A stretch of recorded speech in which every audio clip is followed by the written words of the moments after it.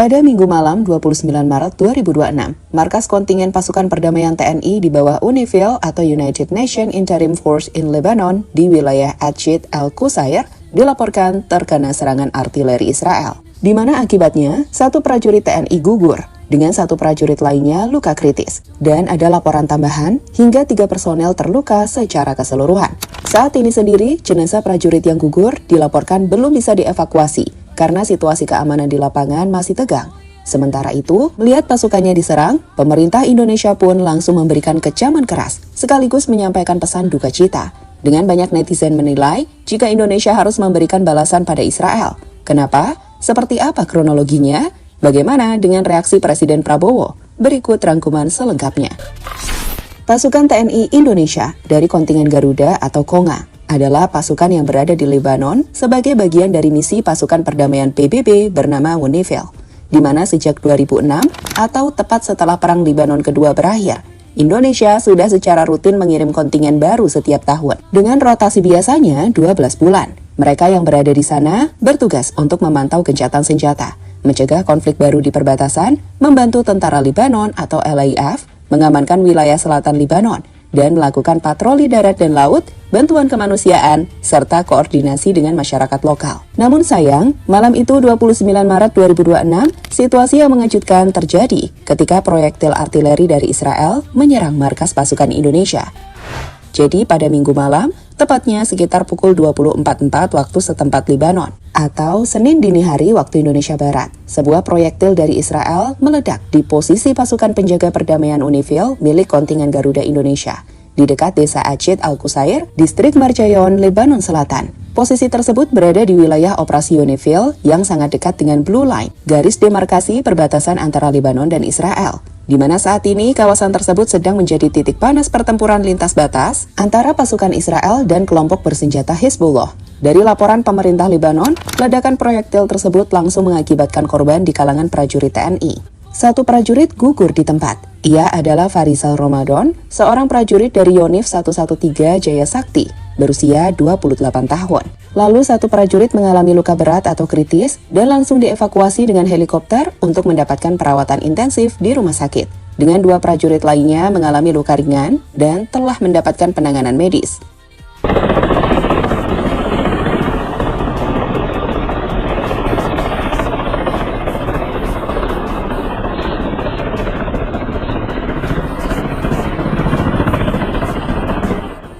Melihat hal tersebut, Sekjen PBB Antonio Guterres pun mengutuk keras insiden ini melalui akun X resminya dan menyampaikan belasungkawa mendalam kepada keluarga, rekan kerja, serta pemerintah Indonesia. Ia menyebut ini sebagai salah satu dari serangkaian insiden yang membahayakan keselamatan penjaga perdamaian. Saya mengutuk keras insiden dari Minggu yang menewaskan seorang penjaga perdamaian Indonesia berpangkat UNIFIL di tengah permusuhan antara Israel dan Hizbullah. Seorang penjaga perdamaian Indonesia lainnya mengalami luka serius dalam insiden yang sama. Saya menyampaikan belasungkawa terdalam kepada keluarga, teman, dan kolega dari pasukan penjaga perdamaian yang meninggal dunia, serta kepada Indonesia. Saya berharap pasukan penjaga perdamaian yang terluka segera pulih sepenuhnya. Sementara itu, pemerintah Indonesia melalui Kementerian Luar Negeri dan Kementerian Pertahanan menyampaikan duka cita mendalam serta mengecam keras serangan tersebut. Indonesia mendesak agar dilakukan penyelidikan menyeluruh dan transparan oleh UNIFIL, di mana saat ini koordinasi terus dilakukan untuk memulangkan jenazah Farisal Ramadan ke tanah air. Namun hingga Senin 30 Maret 2026 pagi, proses evakuasi jenazah masih tertunda karena situasi keamanan di lapangan yang masih tegang. Saat ini sendiri, belum ada komentar resmi dari Presiden Prabowo terkait dengan insiden ini sampai video ini dibuat pada 30 Maret. Dengan di media sosial, netizen yang geram dengan serangan pada TNI meluapkan emosinya. Hanya cuma diam saja, mengutuk dan investigasi. Kalau terbukti Israel pelakunya pun tetap bungkam dan diam saja. Serang balik aja, Amerika pun mikir 1000 kali kalau mau bantuin IDF serang TNI. Kami rakyat Indonesia mengizinkan balasan yang setimpal, tapi pemimpin kami sedang tidak baik-baik saja. Yang perang Israel-Amerika yang terkena dampak seluruh dunia. Tentara Indonesia meninggal akibat Israel. Netanyahu ingin menguasai lebih banyak wilayah Lebanon. ובלבנון הנחיתי עכשיו להרחיב עוד יותר את רצועת הביטחון הקיימת כדי לסכל סופית את איום הפלישה וכדי להרחיק מגבולנו את ירי טילי הנ"ט. אבל עדיין יש לחיזבאללה יכולת שיורית לשגר רקטות אלינו. אנחנו נחושים, אנחנו נלחמים, ובעזרת השם, אנחנו מנצחים. Baru-baru ini, dalam video statement dari Markas Komando Utara IDF, Netanyahu mengatakan bahwa ia baru saja memerintahkan pasukannya untuk memperluas zona keamanan atau security buffer zone yang ada, dan secara fundamental mengubah situasi di utara Israel. Menurutnya, tujuannya adalah menghentikan ancaman invasi darat dari Hezbollah, menjauhkan tembakan rudal anti-tank dan roket dari perbatasan Israel, dan mendorong pasukan Israel lebih dalam ke wilayah Lebanon Selatan, mendekati atau hingga Sungai Litani, sekitar 20 hingga 30 km dari perbatasan Blue Line. Ini merupakan perluasan lebih lanjut dari operasi darat Israel yang sudah berlangsung sejak awal Maret 2026, dengan Israel menyebut ini sebagai upaya menciptakan zona penyangga yang lebih besar untuk melindungi warga sipil di utara Israel. Namun banyak analisis juga menilai ini adalah upaya Israel untuk menguasai Lebanon lebih jauh. Seperti yang disampaikan ahli BBC berikut ini, di mana Netanyahu menyeret Amerika Serikat untuk perang melawan Iran dengan tujuan untuk mencaplok Lebanon dan West Bank. Best out of all of this, I think, is Israel's Prime Minister Benjamin Netanyahu. He's getting more of what he wants. He's wanted this war against Iran with America, as he said himself, for 40 years. And finally, he's got an American president who's prepared to do it. Netanyahu will want to continue hitting Iran. He says he wants to change the face of the Middle East, so they are occupying now, the Israelis, a big strip, they want to anyway, of South Lebanon, plus continuing creeping annexation in the West Bank. Realitas kejahatan Israel.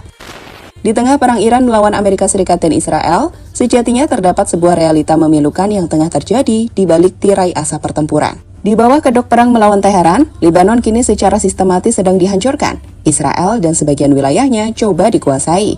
Ini bukan lagi sekedar operasi militer biasa, ini adalah penghancuran massal. Laporan terkini mengonfirmasi angka yang mengerikan. Lebih dari 1.000 warga sipil Lebanon telah kehilangan nyawa. 1 juta orang kini tercabut dari tanah kelahiran mereka. Penggusuran massal ini dilakukan dengan satu dalih, menciptakan zona keamanan. Namun bagi banyak pengamat internasional, apa yang disebut sebagai zona keamanan ini hanyalah upaya ilegal untuk menduduki wilayah kedaulatan Lebanon. Ini adalah pembersihan yang sistematis, sebuah potret kejahatan perang total yang terjadi di depan mata kita semua. The Lebanese authorities say more than 1,000 civilians have now been killed, with more than 1 million forced from their homes. Tonight, there are fears that some may not be able to return, after Israel's Prime Minister expanded what he calls a security zone, but others will call occupation. Jelas, Israel adalah masalah dunia saat ini. Jika kita melihat data objektif per 30 Maret 2026, dampak dari eskalasi militer yang melibatkan Israel dan Amerika Serikat di kawasan memang telah memicu guncangan hebat yang dirasakan secara global. Mulai dari neraka ekonomi dengan harga minyak dan inflasi melejit di banyak negara, termasuk Amerika Serikat dan sekutunya sendiri, hingga Lebanon, model Gaza yang terulang.